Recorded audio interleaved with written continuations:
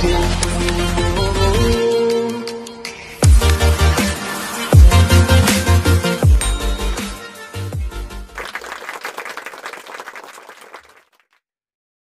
kita juga tidak bisa menyalahkan teknologi ya kan, karena yang tadi Agung bilang ini zamannya gitu. Malahan kita harus bisa menjadikan teknologi ini suatu hal yang bermanfaat bagi kehidupan kita. Nah, kalau misalnya orang tua memiliki hubungan yang baik ya dengan anak-anak remajanya, akhirnya mereka bisa menjadikan teknologi ini sebagai cara untuk mendekatkan hubungan gitu. Ya berkomunikasi bisa lebih intens ya. Anak kita ada di mana kita bisa hubungi, kita bisa tanya kabarnya, dan anak juga merasa bahwa orang tuanya peduli gitu kan. Nah kemudian dari sarana gadget yang anak-anak kita miliki ini, kita bisa arahkan mereka bisa mendapatkan segala informasi yang mereka butuhkan seperti ilmu pengetahuan atau hal-hal yang update gitu yang ada di dunia ini. Kita bisa mengarahkan anak menggali potensi gadget yang mereka miliki. Nah, akhirnya kan ada nilai-nilai positif gitu di sini. Nah, tetapi kalau orang tua tidak mengajarkan, pihak sekolah tidak mengajarkan, ya bagaimana anak-anak remaja ini bisa tahu kan? Malah arahnya ke pergaulan bebas itu. Nah, itu. Waduh, benar. Iya. Tapi untuk gini Pak, kalau misalnya sebenarnya sahabat itu gimana ya? Anak punya sahabat nih biasanya. Dan sahabat itu berpengaruh nggak sih terhadap anak ini bergaul bebas atau tidak? Dengan siapa dia berteman gitu? Sangat berpengaruh gitu. Di agama saja kan udah disebutkan ya, dengan siapa engkau bergaul, kau akan menjadi mereka gitu. Nah makanya di sini kan pentingnya gitu, bagaimana nih pihak orang tua, pihak sekolah mengajarkan anak kita bagaimana mereka dapat memilih teman-temannya gitu kan, agar mereka tidak salah dalam pergaulannya gitu. Mereka dapat memilih teman atau komunitas yang tepat. Malah mereka yang harus memilih sebenarnya. Benar. Bukan mereka yang terpengaruh sebenarnya. Iya. Tapi di sini kan kadang kita membiarkan gitu anak-anak kita ini memilih dengan siapa mereka mau bergaul, komunitas siapa mereka mau terlibat di sana. Padahal hal itu tidak bisa kita lakukan gitu, karena anak-anak ini kan masih, ya itu yang tadi saya bilang, mereka memiliki keterbatasan gitu dalam keilmuannya, dalam pengalaman hidupnya. Akhirnya kan ketika mereka mengambil sebuah keputusan karena rasa ingin tahu saja gitu, ingin mencoba gitu, banyak hal itu wajar. Nah di sini orang tua dan pihak sekolah bisa menjadi filter bagi mereka. Kita jangan pernah punya kata bosan gitu di dalam pikiran kita gitu, bahwa anak remaja ini ketika saya udah kasih tahu malahan mereka misalnya membantah, terus kita malah mundur teratur gitu. Kalah. Karena kita merasa bahwa anak remaja ini susah diatur, menyebalkan gitu kan, banyak jawab, ya wajar gitu. Malah di sini kita harus menjadi teman yang baik untuk tektokan. Karena anak remaja ini nggak bisa kayak kita perlakukan kayak anak kecil lagi gitu. Suruh-suruh. Nggak bisa. Kamu jangan pergaulan bebas ya. Benar. Selesai. Nggak bisa. Mereka harus kita dampingi gitu. Tetapi bukan seperti kayak satpam ya. Nggak terlalu over juga. Nggak boleh terlalu over. Kita harus benar-benar menganggap mereka ini sebagai teman diskusi, teman bermain. Nah akhirnya anak-anak remaja ini senang gitu berada di dekat kita. Tetapi kalau apa-apa kita marahin, apa-apa kita dikte, kita gurui gitu kan, akhirnya mereka juga capek ngeliat kita gitu.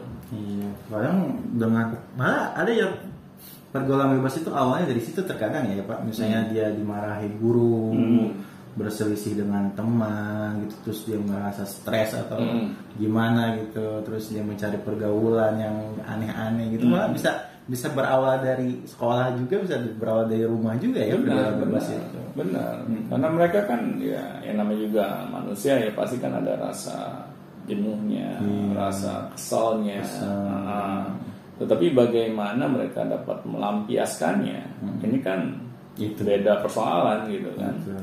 Kalau orang-orang dewasa mungkin bisa melakukan hal-hal yang positif gitu ya. Ngaji, Ngaji, taruh ngaji gitu kan. Terus bisa juga olahraga untuk menghilangkan rasa stres. Tapi kan hal itu positif gitu. Tapi kan kalau anak remaja belum tentu bisa melakukan hal itu gitu. Terus ada temennya ngasih tahu, kalau mau ngilangin stres ini nih, isep ini nih. Ya, Itu kan yang ada jadi racun gitu kan. Nah, saya juga ke anak saya pribadi aja yang sudah menjelang remajanya gitu ya. Saya benar-benar berusaha untuk mendekati anak saya gitu. Cuman saya tidak memperlakukan dia ya kayak anak kecil lagi gitu yang harus saya perintah-perintah. Kamu harus begini, kamu harus begitu. Tetapi saya ajak diskusi gitu. Saya melihat kesehariannya dia. Terus misalnya dia kayak ada rasa bete, rasa kesel. Saya selalu ajak untuk diskusi gitu, ngobrol. Kamu kenapa? Ada apa? Nah akhirnya kan anak ketika kita tanya seperti itu, mereka bisa terbuka gitu. Nah di situ baru saya masuk gitu kan. Karena memang belum tentu juga anak remaja ketika kita ajak ngobrol, mereka mau langsung terbuka. Iya, kadang mah banyak AIO-nya juga. Iya, itu normal. Iya, ngeles, kadang dia bercerita bohong gitu kan, bisa aja kayak gitu. Itu normal. Kalau saya sih nggak masalah hal itu. Yang penting kalau buat saya pribadi dengan anak saya, kalau masalahnya etika, misalnya dia tidak menghormati orang lain, atau dia ya perilakunya itu seenaknya, kayak ya jorok gitu kan, terus tidak mau merapikan barangnya. Nah di situ baru saya tegur, karena itu salah satu pembentukan nilai karakter. Itu harus kita awasi, itu harus kita benar-benar jelaskan ke anak itu mengenai hal tersebut dan konsekuensinya gitu kan. Nah tetapi kalau ya misalnya mereka memiliki ya konflik dengan temannya atau selisihan biasa anak-anak ya. Ya, nah itu saya ajak diskusi. Agar apa? Agar anak ini punya teman untuk mencurahkan hatinya. Nah tetapi kalau orang tua dua-duanya sibuk, ya kan, nggak jelas kapan pulangnya gitu. Ya bagaimana gitu anak-anak kita ini punya teman diskusi. Masa diskusinya sama tembok gitu kan? Apalagi kalau misalnya mereka udah pulang sekolah gitu kan, nggak ada guru yang bisa diajak ngobrol, nggak bisa ada teman yang bisa diajak ngobrol. Akhirnya kan ada yang cuma tembok gitu kan, ya kan nggak mungkin gitu kan. Ngomong sendiri. Benar. Akhirnya mereka jenuh, mereka browsing di internet, ya kan. Apalagi mereka punya akses untuk itu. Akhirnya mereka kan ya ketemu hal-hal yang negatif gitu. Nah disinilah akhirnya orang tua itu bisa-bisa ya kena ininya gitu, getahnya gitu. Kalau mereka ini tidak aware di situ gitu, bahwa anak-anak remaja kita ini membutuhkan kita loh. Ya. Kalau bukan orang tuanya, siapa lagi gitu yang bisa memberikan kenyamanan, ketentraman di dalam anak-anak remaja kita ini menjalani masa-masa kehidupannya. Berarti kembali lagi kepada kita sebagai orang tua ya Pak ya. Iya. Bahwa anak remaja itu jangan dianggap sudah dewasa. Nah itu tetap harus dalam kontrol dan tetap juga harus dalam kita menemani mereka dan support mereka. benar, tepat sekali. Oke, baik, terima kasih banyak Pak. Sama-sama, semoga bermanfaat. Dan jangan lupa kalau misalnya ada yang bertanyakan silakan tentang anak remaja atau misalnya pergaulan bebas, langsung saya kirimkan ke pertanyaan di bawah ini di deskripsi. Kebanyakan sih kalau bertanya itu nggak ke WA ke Telegram tapi ke Gmail sih kebanyakan. Di situ sudah ada linknya, nanti diarahkan ke link formnya dan langsung saja tanyakan. Jangan lupa tonton terus Beyond Education Podcast selanjutnya. Sampai jumpa teman-teman.